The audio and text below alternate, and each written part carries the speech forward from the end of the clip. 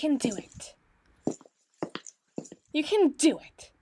It's literally so easy. The idea that you are incapable of completing such a simple goal is inconceivable. It's just a phone number. A phone number. It's quite a personal thing to ask, really. People on television give you theirs every day. People are acquiring yours every day, tell you about your credit cards or cars or things of that ilk. Does that make the process any more impersonal? Any more or less personal? Who's to say? Personally, I'd still find letters incredibly endearing. I mean, that's like a manifestation of effort. Every scribble, every ink splotch and splatter, penmanship, gosh! I never even thought of penmanship. It can really tell you so much about a person. It's a different kind of intimacy entirely. I really wish I didn't have to internally debate how intimate and personal some methods are over others, but the fact that Russell said it would be a good idea, what he's getting out of it? Just another chance to watch his idiot baby sister make a fool of herself? Schadenfreude? It makes me uneasy. He's always present when I was with... Oh! Hello. Oh, this? I just got my first cell phone. My first real one, anyhow. My father was... insistent that I never be at a location where I wouldn't be able to procure a landline, and although he's still technically correct, when Russell began doing sports, he got him a phone, and Russell bargained for me to have the same opportunity that he did. Such a goody two-shoes, always talking about honesty and teamwork and fairness. Can't knock it sometimes, but geez, does he really like to rub it in your face sometimes. But at least not every decision he makes is boneheaded in nature. Don't read into that. Please, please do not read into that. Yeah, it is kind of bare bones compared to what I've seen some of the other girls walking around with, but I think it'll serve me well. It's a phone, and as long as I'm capable of making phone calls on it, then it has fulfilled its purpose, so to speak. And that's all I'm asking of such a device. It is quite a shame I don't have many people to call in that event anyhow. Oh, just Russell and Father. I didn't think I'd have to hold your hand through this process, Watson, but I don't know what other people would consider cool or likable or somebody they'd want to hang out with. You know? Why are you apologizing? You'd have to be dense not to be aware of it. But it's not something to feel bad about. It's just how it is. I have better things to do than to gossip with girls who are too busy comparing lip gloss shades to pay attention to things that actually matter, like obscure classical Russian novels. And besides, not one boy has ever had a good word to say to me in the first place, so they were never so much a part of the equation in the grand scheme of things in the first place. But it doesn't matter. I'm not here to make friends.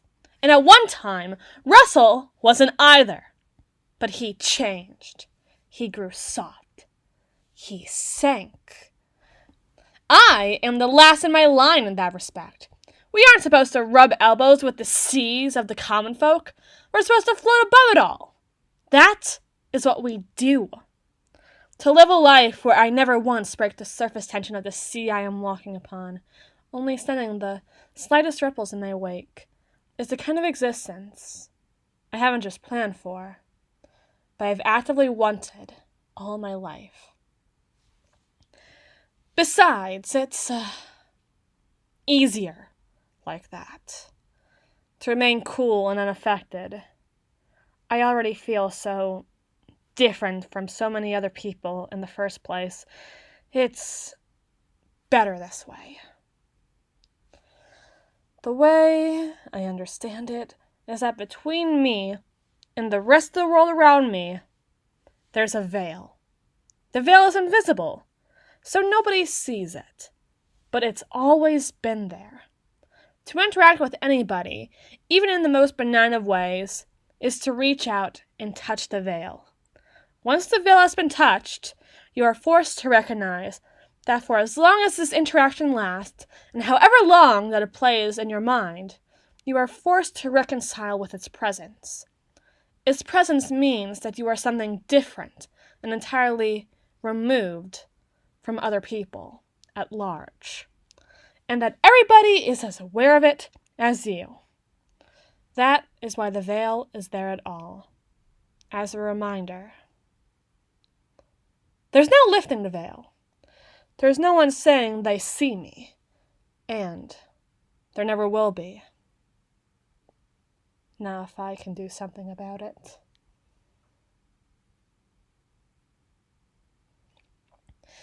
Well, I used up my cool fun fact about Moose the last time I wanted to dig myself out of this conversational pit of hell we've built for ourselves, so we can't use that again. I don't know, it might just be the mental illness now that I think about it. Do you have any apps you think I should download onto my phone? I'm kind of new at this, no pressure. No, you're not allowed to address this for what it is. This is my segue into a conversational out.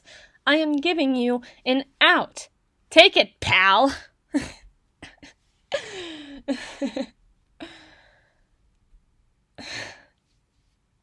I don't know why I even told you all that.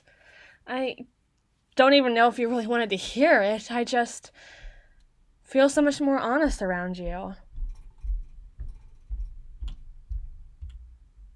You make me honest.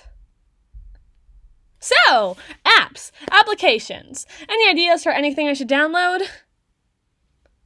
Oh, that could be a good idea.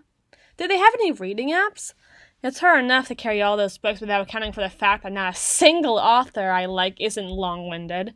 We might have something in common there, actually. I mean, I'm planning on using it as a phone, obviously, but like I said, I only have 2 people to call. 3 if we count any emergency numbers, though they're looking for a nice conversation at any time I desire, so I might as well get something out of this thing, right? Father never said we couldn't have applications on our phones, though if he pulls an inspection, it might be best if we went with some strictly academia-based programs. I don't know what he'd do if he found out that I was using this device he gave me for frivolities. He's not what you would call a frivolous sort of man. You could say, maybe I should ask him before I do something stupid. The last thing I need is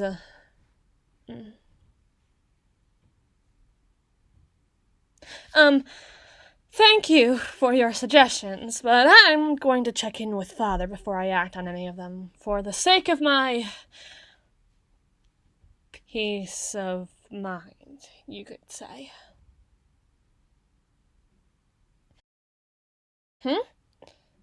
Sure, you can take a look at my phone. Not sure why you'd want to, though. It isn't exactly some high-tech gadget. It's the cheapest model on the market. He made sure to tell me that.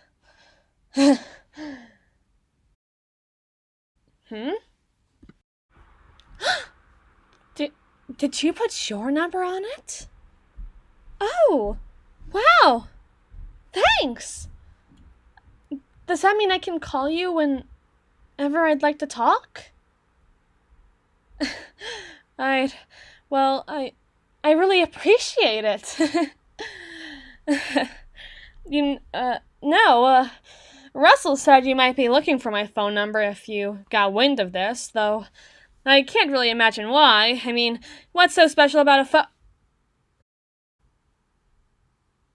It has romantic connotations? Of course I knew that, which is why I I mean, of course, I meant to. I mean, look! It's Russell! You rope of sand of a man!